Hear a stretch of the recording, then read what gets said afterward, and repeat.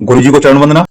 जिस आंटी की वजह से मेरे को गुरु जी के यहाँ पहली बार जाने का मौका मिला, वो आंटी जब गुरु जी के यहाँ जाने लगे, उसके बाद भी वो इधर उधर, क्योंकि हमारी जो परेशानियां होती है ना, वो हमें कभी चैन से बैठने नहीं देती। और एक जगह इतनी जल्दी भरोसा हो जाए तो ये भी इतना आसान नहीं है इंसान के लिए, क्योंकि इंसानी फितरत है शक। हर हर चीज में उसको लगता है कि कोई मतलब मेरे साथ ठीक ना कर रहा हो।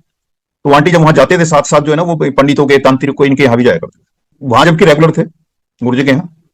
लेकिन शायद गुरु जी पे भरोसा नहीं था। वो किसी पंडित जी के पास गए।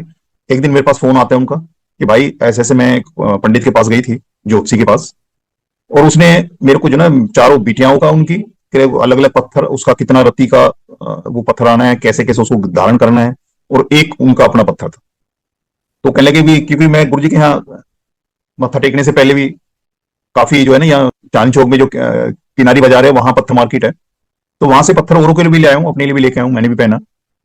लेकिन जब गुरु जी के यहाँ आए थे तो गुरु जी का एक ही संदेश था कि अगर पत्थरों से ही सबका कल्याण होना होता तो इतने अमीर इस दुनिया में बैठे हैं कि वो रत्ती का या तोले का नहीं डालते, वो किलो किलो के गले में डालते, क्योंकि हमें इंस्टेंट अपनी समस्या का समाधान चाहिए, या जो भी हमारे साथ दिक्कत आ रही है उसको बिल्कुल एक बस इधर गोली अंदर जाए और उधर वो बीमारी खत्म।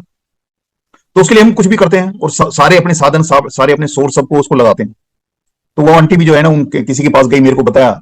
तो मैंने कहा कि जब गुरुजी कहते हैं कि पत्थरों से, मतलब गुरुजी मना करते थे कि पत्थरों से सबका पूरा कल्याण नहीं होता, तो मैंने कि मेरे अंदर से आवाज नहीं आ रही। मैं करीब एक महीना उनको ये, वो बार बार मेरे को अप्रोच कर रहे थे कि भैया वो लाके दे दे, पत्थर लाके दे दे। उनको ये लग रहा था कि जो पंडित जी ने उनको बताया या ज्योतिषी ने जो उनको बताए पत्थर, कि जैसे वो धारण करेगी या उनकी बच्चियां धारण करेंगी तो उनकी जो समस्या है जिससे वो जूझ रहे थे, कि उनके हस्बैंड जो घर छोड़ के चले गए, जो आज तक वापस नहीं आए, और बच्चों को कैसे उनका बिना बाप के जो है ना पालन पोषण होगा, और कैसे इस समाज से और कैसे अपने कुनबे से वो परिवार जो उनको मतलब जीने नहीं दे रहा था, और उनके हालात ऐसे बना रखे थे कि या तो समस्या दूर हो या वो जिंदगी से दूर हो जाए। तो उस ऐसे मुकाम पे जो पहुंचे हुए थे, तो उनको ये लगता था कि पंडित जी ने जो बताया जैसे उसका उपाय करेंगे वैसे हमारा सब कुछ ठीक हो जाएगा, या हमारी जो जिंदगी की समस्या है, परेशानी है, वो वैनिश हो जाएंगी। हम भी अक्सर यही मान के चलते हैं कि जहां हम गए उसने जो बताया थे जितना जल्दी हो सके उसको कर सके। तो उनको जल्दी थी। मैंने करीब महीने भर तक जब भी उन्होंने मेरे को अप्रोच किया, मैंने उनको मैंने कि मेरे अंदर से आवाज नहीं आ रही। एक दिन वो फोन पे मेरे को बोले कि भैया तेरी जिंदगी में सब कुछ अच्छा चल रहा है। क्योंकि मैं गुरुजी के यहाँ भी जब गया था तो कोई अपनी परेशानी लेके नहीं गया, ना पहले दिन गया था और ना आज तक भी कोई अपनी कोई परेशानी के बारे में नहीं कभी जाके मत्था टेका। क्योंकि वो तो उन्होंने मेरे को बुलाने से पहले ही वो सब कुछ जो है ना मेरी जिंदगी से वो चीज तो खत्म कर दिया कि ये मैं महसूस करूं कि उसके लिए अपनी समस्याओं से दो चार होने के लिए मैं कोई उपाय, कोई साधन, कोई जरिया उसको इस्तेमाल करूं। ये सवाल और भरोसा उन्हीं का दिया होता है। बाकी हम तो अपने आप को प्रस्तुत करते हैं, सरेंडर करते हैं, मतलब अपने आप को उनके सामने। बाकी तो जो उन्होंने करना है, उस पत्थर का उन्होंने ऐसी कोई मूर्ति बनानी है कि सबके लिए पूजनीय हो जाए, या ऐसा वो पत्थर बन के छोड़ देना है कि जो गलियों में जो है ना ठोकरे खाता फिरे, तो ये तो सब उनके ऊपर है कि हम तो पत्थर और मिट्टी जैसे हैं। तो जो मूर्तिकार है वही उसको क्या शेप देना चाहता है, उसकी पूजा करवाएगा, ठोकरों में डलवाएगा, ये तो सब उनको पता है, मालिक को पता है। तो एक दिन जब उन्होंने बड़ी बड़ी बातें कही थी, मैंने कहा मेरे अंदर से आवाज अभी भी नहीं आ रही है, लेकिन तुम ये इतनी बड़ी जो बातें बोल रही है मत बोल, मैं लाके दे देता। मैंने उनको 5 पत्थर 35,400 के उनको लाके दे दिए। सबसे महंगा पत्थर उन आंटी का था, बाकी 4 बच्चियों के थे थोड़े 1,000 1,500 ऐसे वो थे। करीब 3 हफ्ते से ज्यादा टाइम हो गया, एक महीना ही ऑलमोस्ट हो गया। तो एक दिन उनका फोन आता है, मैं ऑफिस में था, तो वो मेरे से कहने लगी कि भाई अगर मारे ना तो एक बात करूं। मैंने कहा भाई अगर ऐसी कोई बात करेगी तो होगा, क्योंकि मैं उम्र में बड़ा था, और उस इस वजह से तो मैंने कहा भाई अगर ऐसी कोई बात करेगी तो मारूंगा मैं। उसने कही कि वो पत्थर जो है ना वापस करने हैं। मगाब क्या होगा, पहले तो मेरी जान को आ रही थी कि भाई ये ला दे, ये ला दे, ये ला दे। उसने कहा कि मैं जिस जो परमानेंट सुना रहा है उसके पास में उनको पत्थरों को जैसे आपने दिए थे, तो मैंने जैसे घर पे गई, चारों लड़कियों को बैठाया और उनको बोला ये तेरा पत्थर है, ये तेरा पत्थर है, ये ऐसे धारण करे, ऐसे धारण करना। चारों बिटियाओं ने एक स्वर में बोल दिया कि जी हमें गुरुजी पर पूरा भरोसा है। और जब गुरुजी ये कहते हैं कि पत्थरों से सबका कल्याण नहीं होता, तो जी हमें भरोसा है, हमने तो कुछ नहीं पहना। तो 5 पत्थरों में से 4 पत्थर डिस्कार्ड हो गए। अब रहा एक पत्थर। तो ये जो तांत्रिक या पंडित लोग हैं, ये एक चीज बोलते हैं कि जिस कोख से मतलब निकले हो, तो उस कोख, वो कोख अगर उपाय कर ले तो उन सारे बच्चों को लग जाती है जो उस कोख से हुए। तो सोचे चलो बच्चियां तो बच्चियां हैं, ये नहीं कर रहे, तो उन्होंने खुद अपने लिए वो सोने की अंगूठी में उसको जड़वाने के लिए दे दिया। तो जब वो लेके आए, उसने बता दिया कि जी हाँ जड़ गया, वो लेके आए, तो लेकिन बिना उपाय के वो उसको धारण नहीं कर सकते, मतलब देख नहीं सकते थे चेक करके, जो एक वो था। तो बृहस्पतिवार के दिन था, 11 बजे के आसपास कुछ टाइम बताया था उसने, जो तांत्रिक या पंडित जो था। और उसने बताया था कि ऐसे ऐसे करके इसको इतने बज के इतने मिनट इतने सेकंड पे ऐसे धारण करना है। वो कहने की मैं जब लेकर आई तो अंगूठी निकाली तो वो देखा कि मेरी छोटी उंगली में भी ना आए, मतलब इतनी छोटा साइज उसका हो गया। कह रहा वो मेरा दिन निकल गया, मेरा बृहस्पतिवार बेकार चला गया। मैं गई उसके सुनार के पास में कि भाई ये क्या बना दी, किसी बच्चे की अंगूठी बना दी, छोड़ दी। वो कह रहा जी ऐसा हो नहीं सकता कि आपका साइज तो लिया है, तो कैसे कारीगर से होगी। कह रहा कोई बात नहीं जी, इसको हम बड़ा कर देंगे, छोटी है तो बड़ी होने में कोई दिक्कत नहीं। नेक्स्ट उसमें उन्होंने बड़ा करा, बड़ा करके जो है वो उनको दे दी। फिर उपाय किया, उपाय कर जब धारण किया तो उनके जो ना अंगूठे से भी जो गिर जाए, मतलब इतनी ढीली हो गई वो, साइज ओवर साइज हो गया, मतलब एक अंडर साइज हुआ, एक ओवर साइज हो गया। अब वो दूसरा हफ्ता भी उनका निकल गया। अब वो बड़े परेशान, क्योंकि उनको तो ये जल्दी थी कि ये पत्थर मैंने डाल दिया तो मेरी और मेरी बच्चियों की जो जिंदगी में जो आफत आई हुई है, परेशानियां हैं, वो सब दूर दूर हो जाएंगी। फिर वो सुनार के पास गए कि भाई ये क्या कर रहा है, कि पहले छोटी इतनी बना दी, अब बड़ी इतनी बना दी, क्या क्या तुम्हारे कारीगर काम करने क्या कर रहे हैं। तो उसने सुनार ने बोला कि जी पता नहीं ऐसा कैसे हो सकता है। कह रहा इस बार मैं खुद बैठ के बनाऊंगा, इन कारीगरों के जिम्मे नहीं दूंगा, मैं खुद बैठ के बनाऊंगा। तीसरे हफ्ते जब वो वहां से जो उसका जवाब आना था, वो जवाब तो आया नहीं। वो जब गई वहां लेने, तो उस सुनार ने वो जो नग था वो तो उस पर अपने काउंटर पर रख दिया और उनसे बोला, कहने लगी जी मुझे नहीं समझ में आ रहा क्या हो रहा है, लेकिन ये मेरे से नहीं होगा, किसी और से ये काम करा लो। अब 3 हफ्ते निकल गए, वो चीज हो गई, तो 4 पहले डिस्कार्ड हो गए थे, 5वां वो सुनार ने जब 2 बार के बाद तीसरी बार उसने हाथ जोड़ के उसको वापस कर दिया, तो उसको लगा कि भाई क्या करें, पत्थर हो गए बेकार। उसी दौरान में उनकी छोटी बिटिया का कहीं एडमिशन होना था, जिसमें 70,000 की फीस जानी थी। तो वो भी उसका प्रोसेस चल रहा था 12th के बाद का। वो मेरे को जो फोन किया था कि हमारे ने तो बात करूं, तो कह रहे भी ऐसे ऐसे बात है, तो अब तो ये मेरे किसी काम की नहीं है 500 पत्थर, तो मैंने तो वापस करने।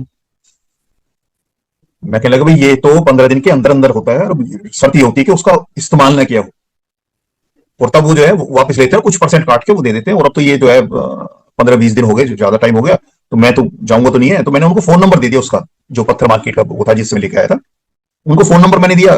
तो उन्होंने बात की, करते ही फिर वापस मेरे पास फोन आया कि भाई मैंने उससे फोन पर बात की थी, तो वो कहने लगा कि भाई ऐसी जो भी बात करनी है आप दुकान पे आके बात करो, फोन पे ऐसी बातें नहीं होती। तो तभी मैं ऑफिस से निकला, उनको लिया और वहां पहुंच गए चांदनी चौक में। वहां पहुंच के और अपना उसके सुनार के पास गए कि जी ऐसे से ये पत्थर लिए थे, और बिटिया का जो है एडमिशन की बात है, उसमें पैसे की जरूरत है, तो पत्थर तो फिर भी आपसे ले जाएंगे, तो ये वापस करने थे। तो उसने कहा जी जब ये आप पत्थर लेके थे तब हमारे दोनों भाइयों को साझा काम था, और अब ये जो काम है मेरे छोटे भाई के पास चलेगा, उसने अलग दुकान खोली है, मैं उसको फोन कर देता हूँ, उसके पास चले जाओ, उनको बताना। उसने हमारे सामने अपने भाई को फोन किया कि ऐसे से ये कुछ इनकी कोई समस्या है, और जब बात करना। जब हम गए वहां उनके पास में, तो वो किसी उनको डील कर रहा था, उसके पास बैठे थे कुछ ग्राहक। जब उनसे फ्री हुआ तो उन्होंने हमारी तरफ देख के बोला हाँ जी। मैंने कहा जी वो आपके भाई साहब को फोन आया था, कह रहा हाँ हाँ हाँ बताओ क्या बात है। हमने कहा जी ऐसे से ये पत्थर हम ले गए थे, और अभी कुछ पैसों की जरूरत है, तो हम कहा कि ये अब कुछ अगर हमें ये पैसे वापस होकर पैसे मिल जाए तो बच्चे का एडमिशन वगैरह हो जाएगा। तो उसने कहा कि लगे जी कब ले गए थे, मगर जो 15-20 दिन हो गए, वो मैंने बताया। तो कहने लगे जी आपको मार्केट का तो उसको पता होगा। मैंने कहा जी हाँ पता है, लेकिन समस्या है, आपके साथ लेके आए हैं, पास लेके आए हैं, तो आप कैसा बताओ। तो उसने कहा अच्छा वो पर्ची पर्ची दिखाओ। तो उसमें से 4 जो थे बिटियाओं वाले थे, उसने तो एक तरफ रख दिए। वो कह जी ये तो इनकी तो ज्यादा नहीं है। एक जो पत्थर था उनकी आंटी आंटी वाला, उसको रखे, उसको बोला, तो पर्ची उन्होंने ढूंढी, सारा बैग उन्होंने देख लिया, लेकिन वो पर्ची हाथ ना आई। अब पर्ची हाथ नहीं आई तो हमने बताया भाई, वो कहने की शायद जल्दबाजी में मैं रखना भूल गई हूँ या गिर गई है घर में, तो लेके तो मैं चली थी। वो 10 मिनट तक बिल्कुल साइलेंट था। हमने क्योंकि उसके ऊपर छोड़ दिया, मैंने कि जी आप मालिक है, आप जो भी फैसला करना चाहेंगे, आप जैसा कहोगे हम वैसा करें। 10 मिनट वो शांत था एकदम बिल्कुल, और एकदम उसके मुंह से निकला कि जी 30 दे सकता हूँ। अब उसने जैसे बोला 30 दे सकता हूं, तो हमने कहा जी आप जो भी डिसाइड करें ठीक है। तो उसने 100 की 3 गड्डियां नीचे से निकाली और काउंटर पर रख दी, और आंटी ने बिल्कुल शायद बाज या बगला भी उतना तेज ना करता हो जितनी तेज उन्होंने उनको उठाया और बैग में ठूसा और उनको धन्यवाद दिया, और मेरा हाथ पकड़ के बाहर ले आई दुकान। तो उस दुकान से बाहर ले आए। तो मैंने उसको बोला बाहर निकलते ही कि मैंने जो ये 5,400 को जो जूता लगाया, ये हमारी नालायकी की वजह से लगा है, क्योंकि मैं तो कह ही रहा था कि भाई मेरे अंदर से आवाज नहीं आ रही, पर तुमने इतनी बड़ी बड़ी बात क्या करा। तो उसने कहा कि मैं तो घर से जब से चली थी, मैं गुरुजी से सिर्फ एक ही अरदास कर दी थी कि इस बार मेरे से गलती होगी, इससे मेरा पीछा छुड़ाओ, आगे जिंदगी में मैं कभी इस रास्ते पे नहीं जाऊंगी। तो फिर उसने वो जल्दबाजी में पैसे रखे थे, तो चलते चलते उसने हाथ से इंश्योर किया कि पैसे सही जगह रखे गए। तो जब हाथ बाहर निकाला तो उसमें पर्ची आ गई। अब वो पर्ची के हिसाब से महीना ऊपर हो चुका था, और शायद वो अगर पर्ची उसके हाथ में चली जाती तो शायद वो 30 भी ना देते, लेकिन गुरुजी की मेहरबानी थी, कृपा थी, कि वो जो एक पत्थर था जो सबसे महंगा पत्थर था, उसकी ऑलमोस्ट कॉस्ट जो है उसने वापस की, जो उसने दिया था उसका। तो उसने उसने किया, वापिस आए, ये हो गया। ये मतलब गुरुजी ने जो बोलते हैं या गुरुजी ने जो वचन किए हुए हैं, वो पत्थर की ही लकीर है। पत्थर से शायद पड़ी हुई लकीर शायद मिट जाए, पर गुरुजी के जो वचन है वो कभी पलट के नहीं जा सकते। ऐसे ही एक हमारे साथ एक अंकल सेवा करते थे। तो ज्यादातर क्या होता है सेवा में, जैसे कुछ होते हैं उनके फोन काफी बजते हैं, काफी उनका जो है ना फोन पे वो होता है। तो जब सेवा करते हैं फोन आता है तो डिस्टरबेंस होता है, वो खुद को भी होता है और उनको भी होता है। तो गुरुजी के उसमें एम्पायर स्टेट में भी यही होता था कि या तो साइलेंट कर लो या बिल्कुल बंद करके रख दो, या अपनी गाड़ी में रख के आ जाओ। उस दिन अंकल का जो है ना वो सेवा कर रहे थे, पेड़ों की सेवा चल रही थी। तो वो बार बार उनका फोन आया वो कट कर दे, मतलब बात ना करे। मैं आसपास था, तो मेरा एक ही काम होता था कि जो ऐसे कुछ जो चीज सेवा करने में दिक्कत कर रही है, तो मैं मेरी कोशिश होती थी उसको उस संगत सेवादार से जो है ना दूर कर दिया जाए, जिससे कि वो सेवा आराम से कर सके। मैंने उसको बोला, मैंने कि भाई ये जो तंग करने वाली चीज है ना ये मेरे को दे दे। यानी कि फोन मैंने उससे ले लिया, फोन ले लिया। फिर वो बज रहा था वो बार बार, एक फोन नंबर से जो है ना उसका कई बार फोन आया। तो मुझे लगा कि हो सकता है कोई बहुत ज्यादा जरूरी बात है जिस वजह से बार बार कर रहा है। तो मैंने उसको पिक कर लिया। पिक करके उसने बोला हैप्पी बर्थडे, उसने अपनी तरफ से विश किया बर्थडे का। तो मैंने उसको उनको तो बता दिया कि भाई ये फोन मेरे पास है, वो अपनी सेवा में सेवा कर रहे हैं।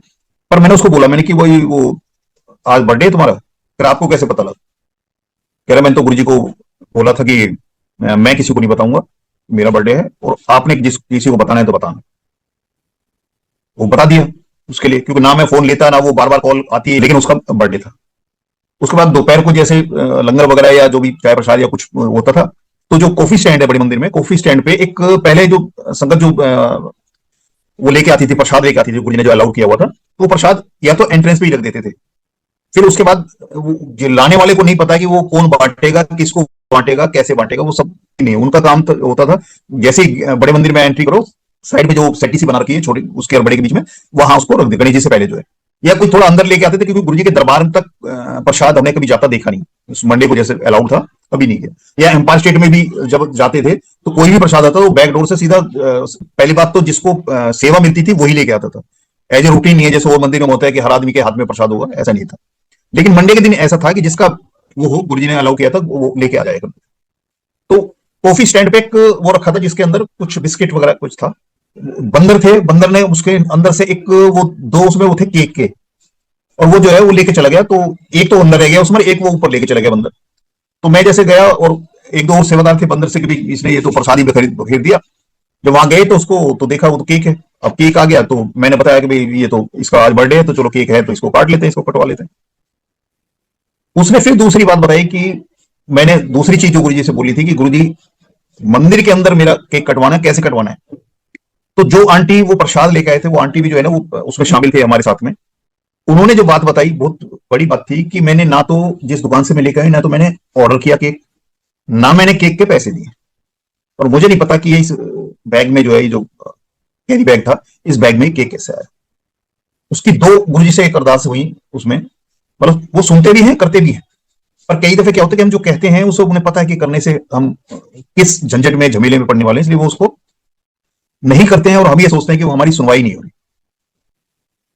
क्योंकि उनको तो सब कुछ पता है कि हम जो मांग रहे हैं कि वो हमारे लिए कितना ठीक है और कहां तक ठीक है, और मिलने के बाद में उसको हम क्या करेंगे और कैसे उसको झेलेंगे वो सब उनको पता है। हर बीमारी का अलग अलग होता है। कुछ बीमारी होती है कि इंस्टेंट एक दवाई खाई या ठीक हो गया। कुछ होती है कि उसको करने के लिए जैसे आईसीयू होता है, सीसी होता है, इमरजेंसी होता है, एक जनरल ओपीडी होता है। तो हर बीमारी का अलग अलग उसकी ग्रेविटी कितनी है उस हिसाब से होगा। उनके लिए तो सब कुछ ठीक है, सब जायज है, सब कुछ कर सकते हैं, लेकिन हमारे लिए वो क्या ठीक है, वो सोचने वाली बात। फिर जिसका वो जन्मदिन की मैं जो बात बता रहा हूँ, उसने हाथ में वो एक पुखराज या कोई वो था वो डाल के रखता था। तब तक उसकी लाइफ में जो है वो मतलब नौकरी वगैरह का कुछ ऐसा कुछ चल रहा था। तो ऐसी सेवा करते करते मैंने एक दिन उसको बोला, मैंने कि भाई जब ये गुरुजी मने करते हैं कि ये पत्थर वगैरह से कुछ हासिल नहीं होना, तो क्यों पहन रखा है? वो कहने लगे कि वो पापा ने कहीं से पता करके आए थे, या शायद पापा उनके ये ऐसा पूजा पाठ के पंडित जी वाला जो काम है वो करते थे, तो उन्होंने शायद वो उनको पहनाया हुआ था। कह रहे ये तो पापा ने पहनाया, और ये आज अब इतना टाइट हो गया ये कि वैसे तो निकलती नहीं है। कह रहे साबुन लगा के भी देख लिया, तेल लगा के भी देख लिया, लेकिन ये उससे सुनार से कटवानी पड़ी। उसी प्रोसेस में अंकल सेवा कर रहे थे, तो उसके हाथ में उस अंगूठी, जिस हाथ में ये अंगूठी थी उसमें सिर्फ निशान था, अंगूठी गायब। तो मुझे लगा कि वो उसने अंगूठी कटवा ली होगी। मैंने उसको बोला, मैंने कि वो कर दिया उसका अंगूठी का, निकलवा ली, कटवा ली। और एकदम चौंका, वो कहने लगे हैं अंकल वो अंगूठी कुछ भी करके नहीं था। तो उसके साथ एक कोई वारदात हुई थी कि रात को कहीं से आ रहा था तो मोटरसाइकिल पे उन्होंने घेरा था, और घेर के उसको वो किया था, लेकिन उसका ना तो पर्स लिया ना कुछ लिया, और उसको पता नहीं लगा, और अंगूठी गायब हो।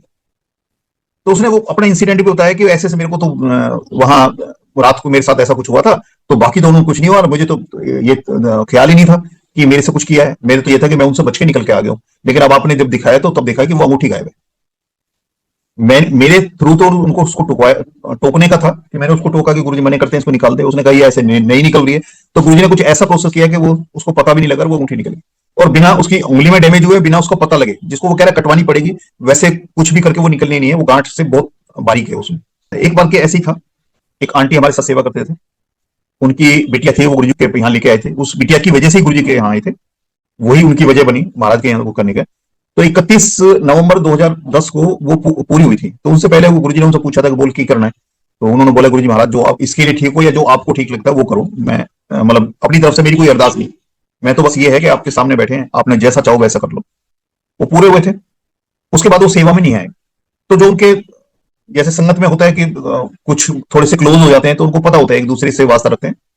तो मैंने कुछ संगत जो उनके संपर्क में हुआ करते थे, मैं उनसे पूछा कि वो आंटी क्या हुआ। उन्होंने बताया कि वो बिटिया के पूरा होने के बाद जो है ना वो पंजाब गए हैं, और अभी तक खबर नहीं है कि वो दिल्ली में है। तो एक ऐसा वो चलता था जब वहां बड़े मंदिर में 4 दिन सेवा होती थी, 5वें दिन मंडे भी होता था, बुधवार की भी रखते थे, वो था। तो गुरुजी कुछ विजन में कुछ संगत के वो दिखाते थे, आउट आउट आउट सा दिखाते थे कि इसको सेवा में लेके आना। ना मैं उसका नाम जानता हूं ना कुछ जानता हूं, और मेरे को आउटलाइन से मेरी परेशानी बढ़ जाती, क्योंकि आदेश मेरे को हुआ, मैं उसको जानता नहीं, कभी उसको देखा नहीं, और कभी मिला नहीं। और मैं कहाँ ढूंढूं। तो मैं मेरी परेशानी होती थी कि मैं संगत में चेहरा वो देखता था कि वो जो मेरे को विजन में जो मेरे को वो आया है वो कोई है भी या नहीं है। और ऑलमोस्ट बहुत ऐसी संगत है जो वो जो जैसे ही सामने आते थे वैसे ही वो फिट हो जाते थे, और उनको मैं, क्योंकि मेरे को जो आदेश था तो परेशानी मेरी थी। तो वो आंटी का ऐसे ही मैं जैसे बड़े हॉल के अंदर गया, तो उस दिन वो बिल्कुल गेट से एंट्री के साथ में वो बैठे हुए थे। जब एंट्री करेंगे तो राइट साइड में वो बैठे हुए थे। तो मेरी पूरी संगत भरी हुई है हॉल में, लेकिन मेरी नजर सीधी उन पे गई तो मैं सीधा उन्हीं के पास गया और जाके बैठ गया मैं घुटनों के बल, और उनकी थाई पे ऐसे थपथपा के, मतलब ये सोच जैसे एक बच्चा करता है ना, एक माँ के साथ करता है। जो गुरुजी बोलते हैं ना सामने वाले को आंटी अंकल जो बोलते हैं, तो उसका एक कायदा इतना बड़ा हो गया, उसकी उम्र भूल जाओ, उसका कायदा याद रखो, तो आपकी नजर और आपकी जुबान में अदब आएगा, मतलब नीवापन भी आएगा, शर्म भी आएगी, शब्दों का चयन भी अच्छा होगा, सही होगा, क्योंकि जो रिश्ता हमारे सामने होता है आंखें भी वैसी एक्ट करती हैं, हमारी जुबान भी वैसी करती है। तो बिल्कुल एक वो छोटा बच्चा उसकी तरह से मैं बैठ के उनकी थाई पे मैंने बोला कि आंटी चलो सेवा। तो मेरे कहने से उठ के चलती, लेकिन मैं हॉल से बाहर आया हूँ, पीछे मैंने मुड़ के देखा वो आंटी नहीं आई। मैंने कहा हो सकता है मेरे को जो था वो मैंने कर दिया, मैं जाकर अपनी सेवा में चला गया। 9 बजे गुरु जी को भोग लगता है। भोग लगने के बाद में उधर बैठनी शुरू हुई संगत की लंगर के लिए, और उधर वो आंटी आई सेवा में। तो मैंने उनको पूछा, मैंने कि आंटी आप पीछे आ रहे थे, कहाँ रहे? तो उनकी आंखों से आंसू आ गए।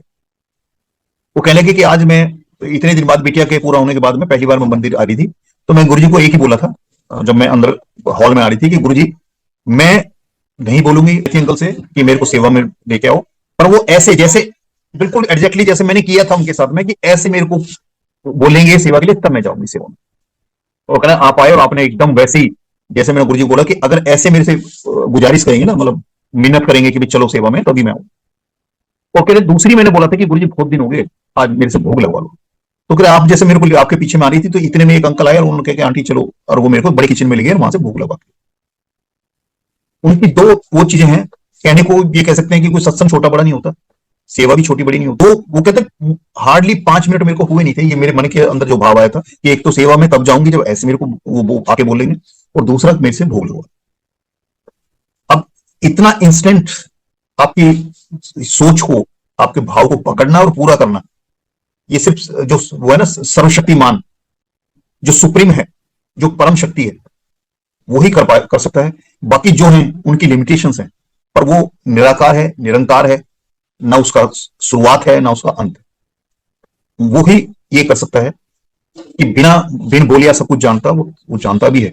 एक बार एक आंटी जाती थी बड़े मंदिर, एक बार उन्होंने अपने हस्बैंड को लेके चले गए मंडे के दिन कि भाई ऐसे ऐसे मंदिर है और वहां मैं जाती हूँ तो आप भी चलना। वो चले गए। तो जो कुतुब मीनार मेट्रो स्टेशन से जब वो क्रॉस कर रहे थे, तो वहां एक पुलिस वाले ने उनको रोक लिया, और रोक के कुछ कागज वगैरह पूछे और उससे 100 रुपए ले लिए। अब वो तो मोटरसाइकिल पे था पुलिस वाला, वो तो 100 रुपए लेके चल दिया, आगे निकल गया।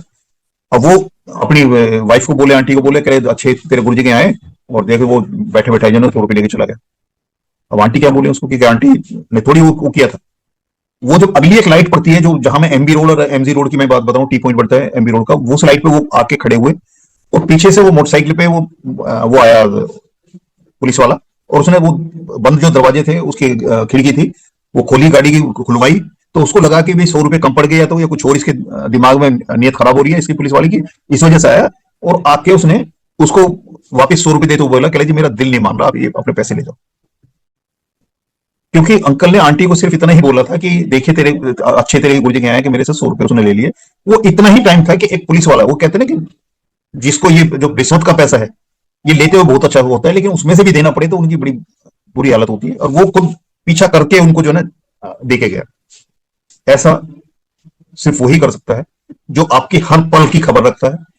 आपने अपने भाव और भरोसे को बनाए रखना है, और सब्र जो है कि सब्र, इतना सब्र हो कि जो वो जैसा करना चाहे, अगर कोई थोड़ी बहुत दिक्कत भी आपको लग रही है उनकी शरण में आने के बाद में, इसका मतलब कि आपका कल्याण करने के लिए वो निहायत जरूरी है, और उसके बिना अगला स्टेप वो पूरा नहीं होगा। तो जो 10% जो होता है ना कर्म कटवाते हैं साथ में, ये आपके कष्ट जो करते हैं, वो 10% हमें महसूस होता है, बाकी 90% वो अपने जिम्मे ले लेते हैं। जैसे एक बार मैं घर से सत्संग जा रहा था, इनका सत्संग था, तो आंटी को मैंने बोला कि ऐसे सत्संग चल रहे हैं तो चलना है। तो आंटी ने वो बोला जैसे आप सुबह 6-7 बजे निकल जाते हो, रात को 12, 1, 1, 2 बजे आते हो, और डेली, तो आपके साथ मैं भी जाने लगूं तो घर का काम कौन करेगा। तो मैंने उनको बोला भी करने वाला कोई और है, और हम तो ये अपने जिम्मे लेके छाती पीटते रहते हैं कि मैं ये कर दूंगा वो कर दूंगा। असल में जो है हम, अब हमारे शरीर के अंदर क्या चल रहा है, हमारा कौन सा ऑर्गन क्या काम कर रहा है, वो हमारे हिसाब से काम नहीं करता। वो हमारे हिसाब से काम नहीं करता, वो उसको चलाने वाला कोई और है। हमें उसके बारे में कुछ नहीं पता, वो अंदर किस तरह से उसकी फंक्शनिंग है, किस तरह से क्या करता है। मेडिकल साइंस भी वो जितना देख सकते हैं, वो कहते हैं कि माइंड के बारे में वो 5% नहीं पता कर पाए, आंख के बारे में 5% नहीं पता कर पाए अभी तक। जो उनकी नॉलेज, जो उनकी किताबी ज्ञान है, वो सिर्फ उसकी अप्रोच का 95% वो अंधकार में। कोई कोमा में चला जाएगा, वो कहते हैं कि कोई कोमा में चला जाता है, तो कोमा में जाने के बाद में डॉक्टरों के पास उसका कोई साधन नहीं है, कि कोई ऐसा तरीका नहीं है कि उसको वापस सेंस में ले आए। बताते यही है कि इतनी बारीक नसें होती हैं जिसमें ब्लड और ऑक्सीजन ट्रेवल करता है, ये उसको ये छेड़ भी नहीं सकते, पर कुछ नहीं कर सकते। तो वो कुछ ऐसी है पूरी सृष्टि जिसने बनाई है, इंतजाम भी वही करता है। बस आप अपने भरोसे और भाव को बना के रखें, बाकी सब जो करना है मालिक करेंगे। जय गुरु जी।